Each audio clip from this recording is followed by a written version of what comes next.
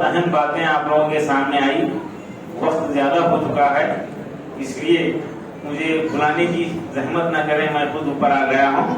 اور یہ الحمدللہ کھل کے یہ بات پورے ملک بھر میں ہو رہی ہے اور ہونا چاہیے. تکلفات کی وجہ سے جو برائیاں بڑھ رہی ہیں اس کو ختم کرنے کی ہم کوشش کریں گے، اور تعلیم کے ذریعے، تہذیب کے ذریعے اس سارے مسائل حل ہو سکتے ہیں. یقیناً وہی قومیں زندہ رہنے کا حق رکھتی ہیں جو اپنی نسل کی حفاظت کرتی ہیں اور نسل کی تہذیب کی حفاظت کرتی ہیں.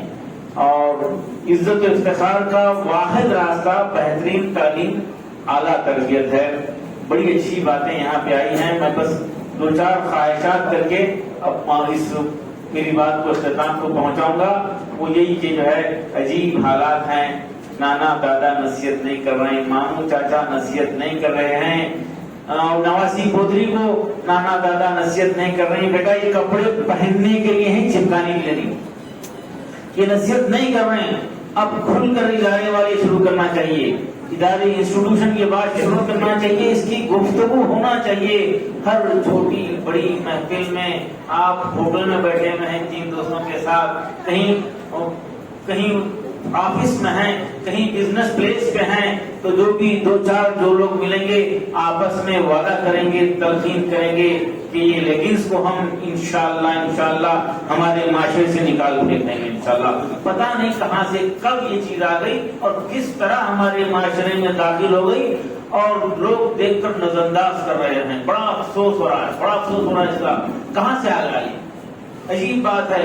ایک نئے فیشن آ جا رہے ہیں اور ابھی تو بچی ہے بول کے نظر انداز کر رہے ہیں. یہ بچی بڑی ہو رہی ہے اور اس کی جھجک ختم ہو جا رہی ہے، اور وہ صرف برقع ڈھانک لے کے باہر نکل رہے ہیں، لیگنز پہن کر نکل رہے ہیں. اس پہ سب کو توجہ دینا ہے.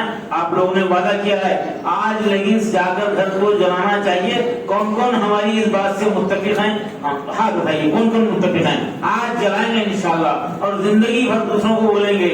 پھٹے ہوئے پینٹ والے بچے کو سمجھا کے بولنا ہے، بیٹا کیا آپ کے امی ابا اس سے متفق ہیں؟ آپ کے امی ابا اس کو پسند کرتے ہیں؟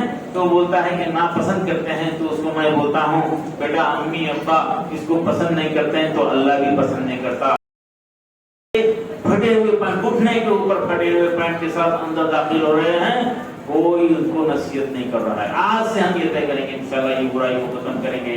اس طرح سے مخلوط تعلیم کے معاملے میں میں ذکر کر رہا ہوں، صبح سے 2 مرتبہ یہاں پہ پروگرام میں ذکر کر رہا ہوں. وہ لوگ جھوٹ بولتے ہیں، وہ کہ نہیں وہ ہماری گھر کی تربیت کا اثر ہوتا ہے، ہم کنٹرول کرتے ہیں. سراسر جھوٹ ہے. وہ کوئی کنٹرول وغیرہ نہیں ہوتا، کوئی تربیت کا اثر نہیں ہوتا. ماحول کا اثر ہو ہی جاتا ہے.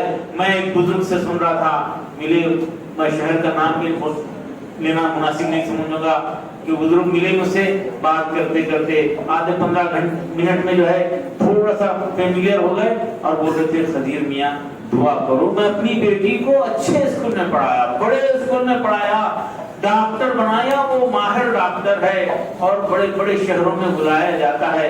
آپ دعا کرو، بڑے اچھے اسکول میں پڑھایا، دعا کرو داماد ایمان لا لے. یہ حالات ہیں. بڑا اسکول، اچھا اسکول بولتے ہیں، افسوس کی بات ہے وہ گندے ماحول کو. میں 2 لوگ آئے تھے میرے پاس، بچی کا ایڈمیشن کے لیے آئے تھے، تو پھر اس اسکول کا نام دیکھا اور میں پوچھا کہ بھئی آپ کس طرح سے برداشت کرے 10th اسٹینڈرڈ تک وہ گندے ماحول میں اپنی لاڈلی اپنی بیٹی کو کس طرح سے بھیجے، کیسا برداشت کرے؟ تو بولتے نہیں ہم کنٹرول کریں. میں خوش ہو گیا، ماشاءاللہ کنٹرول کرنے کا ان کے پاس کوئی فارمولا ہے. بتائیے تو صحیح وہ کیا چیز ہے. پوری دنیا پریشان ہے کنٹرول کرنے کے لیے. کوئی ریگولیٹر ہے، کوئی سوئچ ہے، کوئی ٹیمپریچر مینٹین کرنے کا ہے، کوئی دوا ہے جو کھلا دیں، ٹیبلٹ کھلا دیں اور کنٹرول ہو جاتا ہے. سراسر جھوٹ ہے. اپنے آپ کو دھوکہ دے رہے ہیں. اپنی نسل کو ایسے گندے ماحول سے بچائیے اور مخلوط تعلیم سے بچائیے. 9 سے یہ اثرات ہو رہے ہیں، 8 سے فرق پڑ رہا ہے، تھوڑا فرق پڑا ہے. 9th اور 10th میں یہ پیک پہ جا رہا ہے.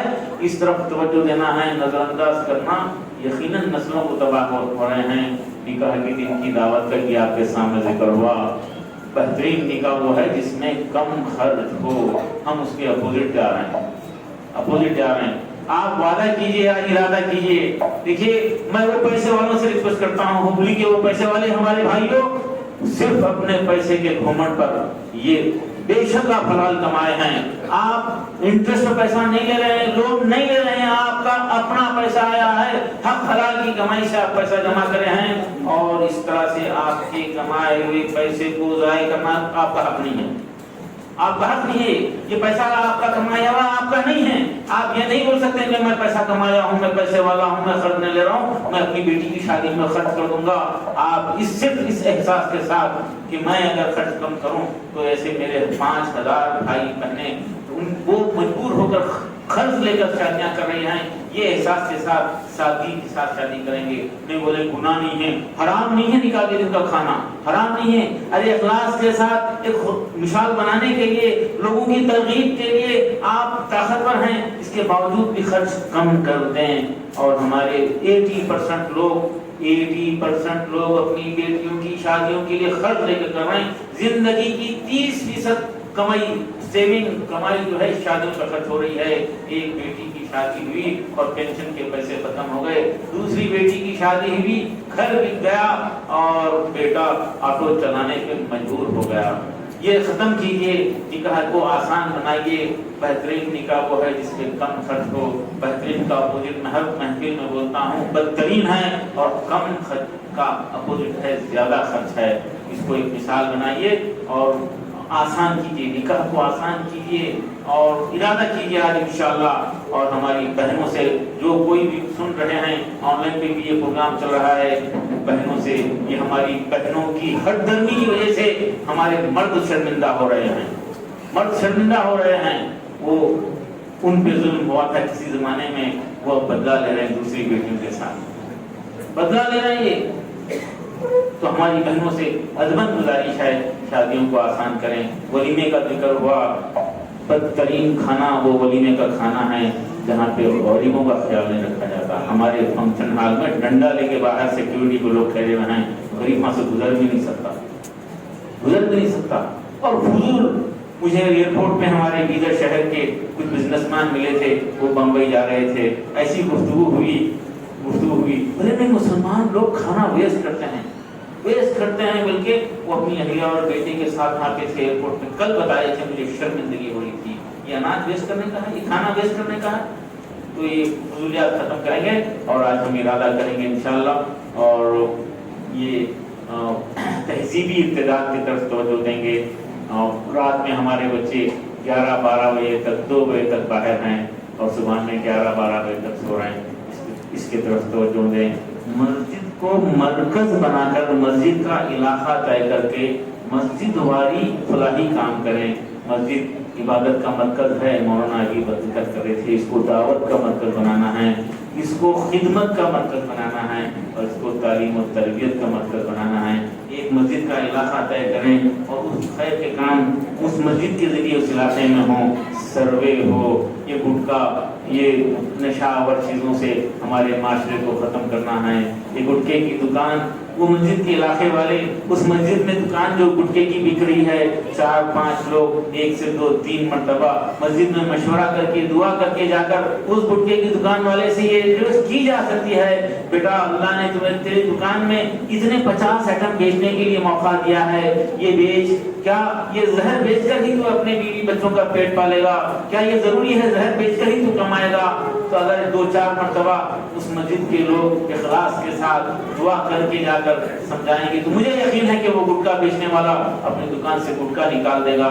اور آپ یہ اعلان کر سکتے ہیں کہ ہماری مسجد کے علاقے میں گٹکا سیل نہیں ہوتا. یہ برائی ختم ہو جائے انشاءاللہ, اس کے ذریعے 50 برائیاں ہو جائیں گی. نسل ناکارہ ہوتے جا رہی ہے, نشہ آور اور ماں باپ کی نافرمان ہوتے جا رہی ہے.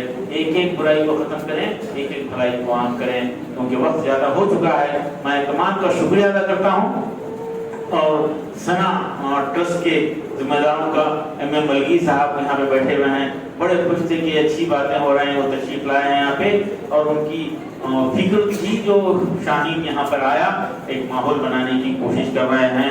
اور اگر آپ کے ذہن میں ہے, پورے ہبلی کے لیے میرا یہ اعلان ہے اگر کوئی آپ ایسے بچے کو جانتے ہیں جو 13 سال کی عمر کو کے اوپر کا ہے، 18 سال 20 سال کے نیچے کا ہے، اور وہ اسکول نہیں جا رہا ہے، نہیں پڑھ رہا ہے، وہ حافظ ہے، وہ یتیم ہے، وہ ڈراپ آؤٹ ہے، وہ زکوٰۃ کا مستحق ہے، تو ایسے بچوں کو آئیڈینٹیفائی کر کے ایوب صاحب کے پاس پہنچائیے۔ انشاءاللہ بنگلور میں ایسے ادارے ہیں جو ہم شروع کیے ہیں کچھ لوگوں کے تعاون سے، اور وہاں پہ رکھیں گے، اس کی تربیت کریں گے۔ وہ پڑھنے میں بالکل کمزور ہے تو اس کو بنیاد کے ساتھ پڑھا کر، اس کو 10th پاس کرا کر، اس کو دینی تربیت کر کے، اس کا لائف اسٹائل بنا کے ضروری تعلیم، دینی تعلیم سے آراستہ کر کے بھیجیں گے۔